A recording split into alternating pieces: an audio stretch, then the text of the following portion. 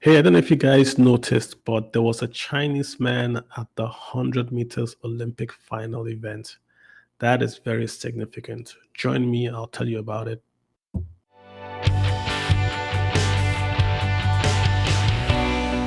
Hi, folks. Welcome to The Way I See It, which is my podcast on all things money, the economy, and finance. So the Olympics are all over, and just like you, I was surprised to see a Chinese man in the finals of the 100-meter sprint event. And that did confirm to me a theory that had been going around in my head. So let me share it for you, but let me lay the background for you just so you understand what I'm talking about, right? So the fastest African in the world before July 2021, just before the Olympics, was a Nigerian called Olusoji Fashuba. The fastest European in the world before the Olympics was a Nigerian named Francis Obikwelu from Portugal, right? The fastest Asian at a time was also a Nigerian named Femi Ogunode. He runs for Qatar. So you had the fastest African, the fastest European, the fastest Asian, all from Nigeria. Nigeria is in West Africa, right? The fastest humans on earth are Jamaicans. So of the top four fastest humans, three are Jamaicans. Since 2008, only Jamaicans have won Olympic gold medals in the men's and women's Olympics. So you remember Fashuba, the fastest African? His mother is Jamaican. Now, if you were to take the finalists in the 100 meters race, all 56 of them, right? Since, say, last 7 Olympic races, most of them, about 98% of them, are from West Africa. So do you see a connection? Jamaica is populated primarily by Negroes that were taken as slaves from West Africa. So there's something in West Africa that makes people run faster. And this is a scientific fact, right? So because Jamaicans were from West Africa, Nigerians are from West Africa, and they tend to run very fast. So what's the science behind this? Well, there's a guy called Benjit Saltin, and he's the world's premier human performance and race expert. He said basically that environment, i.e., training, nutrition, all that, accounts for no more than 20 to 25% of the athlete's ability. He said the rest is really a genetic dice roll, and that in essence, running is in the genes. So he's saying that the Jamaicans are running faster because they have a gene. And he has the science, he has the receipts. There is a gene for running. That gene is called, and let me make sure I get this right, it's called the angiotensin converting enzyme, or we can just call it the ACE gene. Now, if you have the ACE gene, what it does, it allows your heart to pump highly oxygenated blood to your muscles quicker than the average human. So that gives your body a better response to training because your muscles are getting oxygen rich blood, right? Now, that gene, West Africans possess that gene in a higher variant than Europeans and Asians. So if you're from West Africa, you have more ACE. But if you're Jamaican, you have more ACE than West Africans. So that's the science, right? And that's why Jamaicans run fast because they have the ACE and they have this ACE in larger number. And if you go further into the science, there's also a protein called alpha actinin 3 that helps muscles generate strong repetitive contractions, right? And so the variant that the sprinters need is the 577RR, right? So while only 70% of US international athletes have that variant, 75% of Jamaicans have it, whether they are athletes or not. So this is all the science just to show you that the genes, the natural attributes of a Jamaican makes him run fast.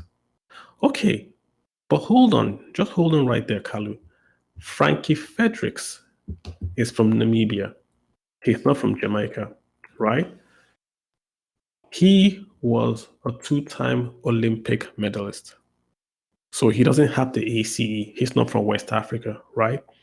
And what's going on? The guy that won the 100 meters race is Italian. He may or may not have the ACE. So why do Jamaicans run fast? Is it just ACE? I don't think so. Let's go further. In Jamaica, they have a youth program that is top notch. There is a school in Jamaica. It's called the VMBS Boys and Girls. So, sorry, there's a championship in Jamaica, right? And it's called the VMBS Boys and Girls Athletics Championship. It's better known as the Champs. This event was started in 1910, and sometimes you find crowds of about 25,000 people here watching this secondary school event or a high school event with 25,000 spectators. There is a school that dominates this champs event. That school is called Calabar. Calabar is named after a town in West Africa, in Nigeria. So you can see the connection right there, right? When Jamaica won its first 400 meters relay at the 1952 Olympics, three of the quartet were Calabar alumni. So the school itself, that Calabar school, has a sponsorship deal with Puma, the same company that sponsors Usain Bolt. So you can see what Jamaica is doing. They are tapping into the young, identifying the young sprinters early, training them. They even have a sponsorship deal with a high school. Over 200 Jamaican athletes train in America. Over 21 Jamaican coaches also train in American universities, either as coaches or in the schools, right? So they have this ecosystem of Jamaicans that are in America with the facilities, i.e., the environment and the gene. So they've got the gene and the environment together. And that's why you see them winning all those medals. But not just that. Not just that. Their main coach is a guy called Stephen Francis. He created this called the MVP Club in 2001. And it was based in the University of Technology in Kingston, Jamaica. So he's trained Ashafa Powell, and he also trained Bridget Hayton. And these guys were trained in Jamaica, right? Shelley Ann Fraser, he also trained her. Usain Bolt, he also trained him. And Usain Bolt also trained in that high performance center that this guy, Stephen Francis, built in the MVP club and all that. So in Jamaica, you have local coaches training local talent when they are very young in a high performance environment. So it's not just the genes for Jamaica, it's catching them young, training them early with world-class facilities, and then unleashing them to the world to run. That's just like saying that an economy cannot simply grow because it simply has oil, which is the gene. If you simply have crude oil and you cannot refine, process, export that oil, then you're just like what Jamaica is doing if you simply have the ACE and did nothing. Remember, Nigerians have the ACE, but Nigerians are not winning gold medals. Jamaica have the ACE and they're winning the gold medals. There's no high performance training center in Nigeria, so like how the Jamaicans have. Let's talk about China. What has China done? China has basically gone to copy Japan, Jamaica. They've sent coaches to Jamaica to understudy the Jamaicans. And then they've gone back to China and they've created their own high performance training center for the Japanese athletes. So you have schools where they take for the Chinese athletes. I mean, you've got schools in China where they take young Chinese. They train them 6 days a week. Then they go to school and they're doing athletics, gymnastics, and all that. Right? The government pays their salary, so that's all they do. Their job is just to be an athlete. And The results for China have been slow, but they are now getting apparent. Now, China has a population of nearly a billion, right? And they could never get a guy or a woman into the 100 or 200 meters finals in 14 editions of the Athletics World Championship. None. But in Asia, in India, when they had the championship in India, China came, took the 100 meters men and women's titles. That's China. In the 100 meters finals, like we said at the Olympics, there was a Chinese guy in the finals. There was also a Nigerian in the finals. The Nigerian did not complete the race. The Chinese guy completed the race. So you can see full cycle where the Chinese, without the ACE gene, have trained a man and put that man in the finals of the 100 meters championship. And Nigeria, that used to be a world champion, that produced Chidi Imo, that beat all the Jamaicans when he ran in the junior athletics meet, had only one guy in the finals, and that one guy didn't compete. There is a Chinese 110 meters hurdles champion, and he already is a gold medalist 2004 and 2007, Li Jian.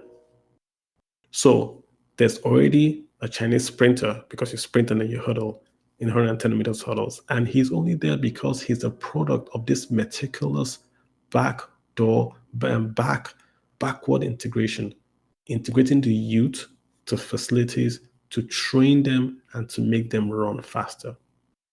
So it's not just the genes. The genes are there, but we've shown that in Jamaica and the Chinese, they have been able to generate a program where they can create men that can run sub 10. But in a country that has a natural ACE gene that allows you to run a normal sub 10 100 meters race, if you do not identify young people, train them in world-class facilities, they will not be in the 100 meters finals. This is just how the economy works. If you have crude oil, you have gas, and you cannot develop those resources, those God-given genes, in quote, resources, then your economy will struggle. And if you have an economy that does not have any genes, that is just rocks and rats, just like Singapore, and Singapore can create from that economy a working system where they can take inputs and make exports and create wealth, then they'll be richer than you. So it's not genes, it's planning, it's strategy, it is being meticulous with results. That's just what it is. And that's what I saw when I saw the Chinese man at the finals of the 100 meters race. I said, wow, the Chinese have done it. They have proven that science is not enough. Genes is not enough. You can beat genes if you work at it. Who is to bet that a Chinese man will not win the 100-meter race in 25 years? You'd be a brave man to make that bet, because it can happen. If they can put a man in the finals, they can win the finals. All it takes is planning, facilities, and meticulous implementation. And that's basically what every business or every economy can do to make it. All right, guys, I'm going to leave you guys today. Thank you all for listening. Keep following us on Twitter, FinPlan Kalu Aja. That's the handle, FinPlan Kalu Aja 1. So you guys stay safe out there. Bye.